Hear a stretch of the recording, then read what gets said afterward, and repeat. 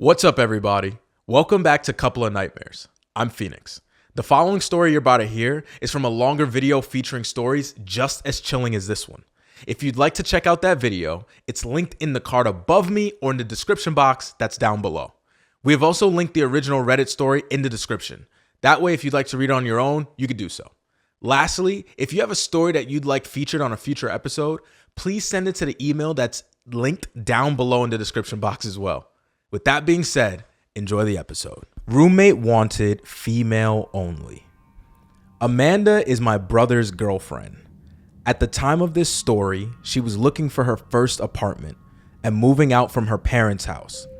Her and my brother didn't want to move in together since they had only dated for a few months. She opted instead to search for a roommate online. Oof. Browsing Craigslist. No, not Craigslist. Why would you do Craigslist? Of That's all the worst things. place to find a roommate. She found an ad titled something like "Roommate Wanted, Females Only." This sort of thing was common since the area she was looking in was mostly young professionals. The listing was for a room in a house for about $225 a month, which was quite cheap. The occupant listed herself as a 23-year-old college student that wasn't comfortable with living with any males. The other roommate would have their own room and attached bathroom. So far, Amanda was into this place. However, the listing only had a single photo from outside the property. Oh, hell no. That's red flag number one. I was gonna say that's one photo. That's the real estate red flag number one. I wouldn't even buy an iPhone case that only had like one photo. Well, I mean, yeah, some things there's only one photo. No. But like there's a house where you're gonna live, one photo. Yes, exactly. Amanda sent an email wanting to meet the occupant and tour the house. Within 30 minutes, she received an email back with all the details and time to stop by. The girl worked late hours and wanted Amanda to stop by at 8 p.m. When Amanda arrives, there's a handwritten note on the front door saying, "Door broken, use back door." Walking around the house, it looks nice but slightly unkept. Tall grass, weeds, dusty windows, etc. Still no alarms for Amanda though. Amanda. That's what I'm saying. No alarms. None whatsoever. No red flags yet. If I was by myself, I would have left. Yeah, by myself, that might gotta be strike two. When she knocks on the back door, an older man opens the door. At first, Amanda thinks she has the wrong house, but the man reassures her and says that the occupant, I forget her name, was out and he was the landlord. The occupant asked him to meet Amanda since she was working late.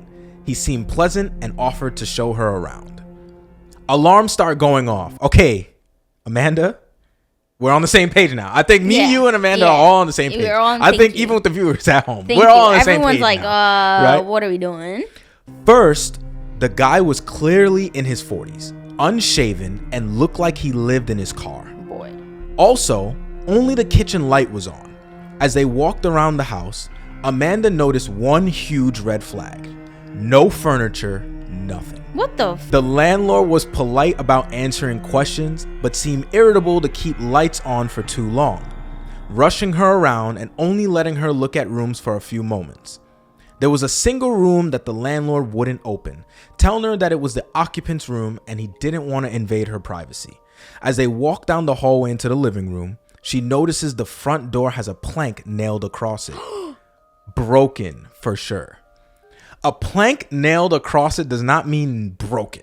A plank nailed across it means I don't want you to leave. And I don't want you to come in from that side. That's insane. That's what that means. Literally, the second he said, I don't want to open up the room, which I do understand it's somebody else's room, but still, I'm leaving. Why isn't the girl that I'm going to share the room with here? Amanda's creepometer is starting to ding, so she decides to wrap up the walkthrough and leave, but trying to do so politely. As she's given the guy her "thanks for the showing" bit, he perks up and states that he forgot to show her the basement. Boy. It's recently furnished and... Boy. Wait, what? So the rest of the house has no furniture, but the basement is recently furnished. Are you kidding me? Are you freaking kidding me? It's recently furnished and would be a great rec room. And and she should take a look down there. What? At the time, Amanda and the landlord are standing in the small hallway between the front living room and the back kitchen. In this little hallway was the basement door.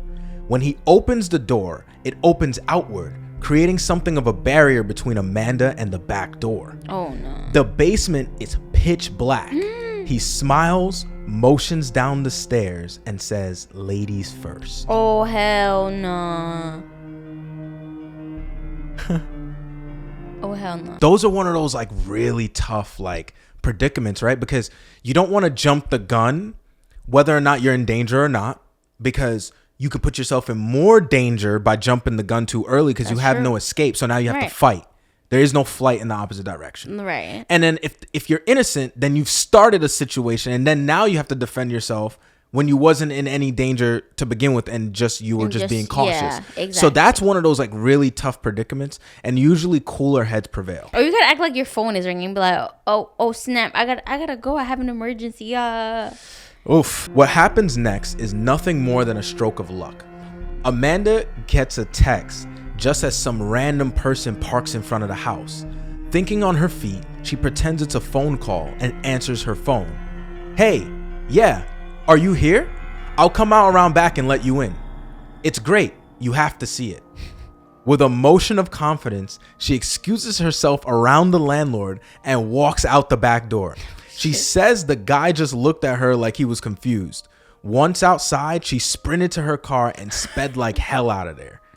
When Amanda got home, she told her mother and my brother everything. Cops were called, they took her statement and went to investigate. The Craigslist post had been removed. No. Epilogue. So I guess this is like after, like kind of, you know. Okay. Afterwards. The house had been foreclosed over 6 months earlier and the property had been abandoned. Oh no. When the police investigated, they found that the closed room the landlord, quote unquote, didn't want her to look in was where the man had been staying. Of course, I had a feeling. So he's a squatter. Yeah, he was a squatter.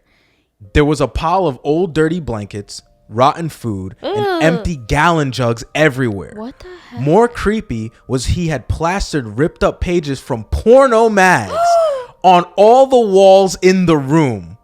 Where do you even find porno magazines? The man had tied a thin piece of fishing twine at about shin level across the stairs about halfway down. Nah, boy. The basement was empty except another pile of old blankets, a broom handle wrapped in leather belts, and a small box with a few rolls of assorted tape, duct, electric, etc. Amanda ended up not moving in. I mean, no duh. Duh. Yo. No one would have moved in. That's insane. I'm glad she actually called the cops. That's crazy. So now we Imagine got she- our answer. Heck yeah. He put fishing line at shin Shin level. level. That's why he wanted her to go first. He wanted her to trip. It's Yeah. disgusting though. And that's exactly why you don't go and find roommates on Craigslist. That's literally the reason why. Facts.